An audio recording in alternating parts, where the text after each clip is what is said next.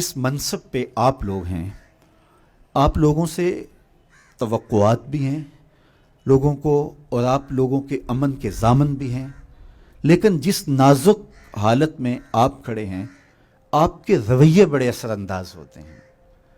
جب ایک شخص آپ کے پاس آتا ہے، آپ کا اس کے لباس سے، اس کی وضاقتہ سے رویہ تبدیل ہوتا ہے تو وہاں ہی انصاف کا خون ہونا شروع ہو جاتا ہے۔ اس لیے اپنے رویوں کو اپنے آنے والوں کے لیے جب آپ برابر رکھتے ہیں تو وہ چاہے پھٹے پرانے کپڑوں میں ہو، چاہے وہ عالی نصب لباس میں ہو۔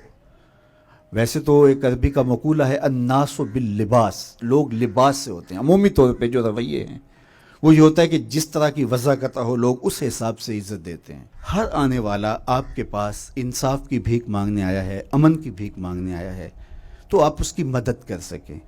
غریب کے ساتھ آپ زیادہ نرم رویے سے پیش آئیں گے تو اللہ کی اور رضا آپ کو نصیب ہوگی۔ میرے حضور کا رویہ ان لوگوں کے لیے جن کو کوئی پوچھتا نہیں تھا اتنا خوبصورت تھا کہ ایک خاتون آئی اور وہ مسجد نبوی کے دروازے پہ کھڑے ہو کے حضور کو ہاتھ سے اشارہ کرتی، تو آقا کریم علیہ السلام مصلی سے اٹھ کے اس کی بات سننے کے لیے جاتے ہیں۔ تو اس نے کہا میں نے آپ سے کوئی باتیں کرنی، فرمایا کیجئے۔ اس نے کہا یہاں نہیں کرنی۔ کہاں کرنی؟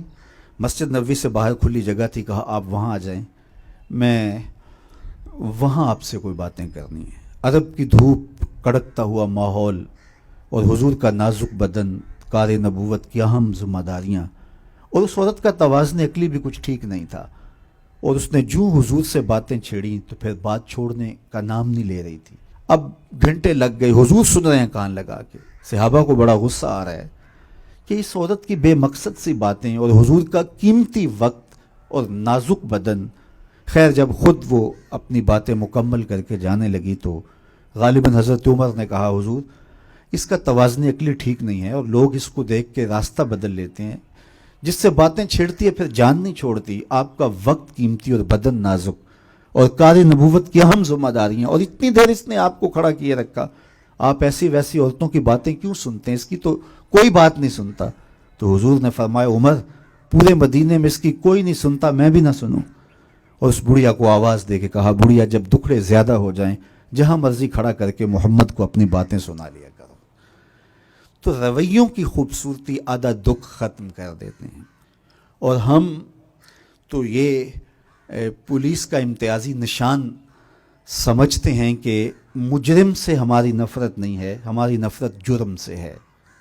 تو مجرم کی اصلاح کی آخری حد تک کوشش اور اس کے ساتھ ہمدردی کا ایک جذبہ اس اعتبار سے کہ اس کبھی جرم سے بچ جائے۔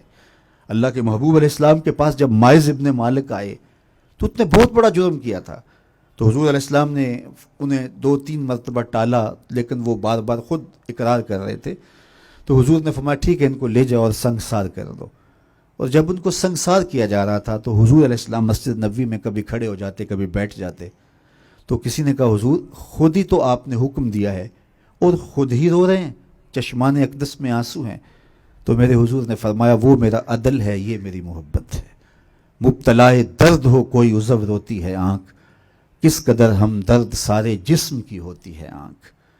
تو اس وطن کو، اس قوم کو، اس معاشرت کو سنوارنے کے لیے ہمیں ایک شفیق باپ کی طرح بننا پڑے گا، اور جب ناسور کاٹنا پڑے تو اس وقت ہمیں سختی بھی کرنا ہوگی، تاکہ ایسے شخص سے جس کا وجود اس قوم کے لیے، اس ملت کے لیے اور اس معاشرت کے لیے ضرر کا، نقصان کا سبب ہے، اس کے ضرر سے لوگوں کو بچایا جا سکے۔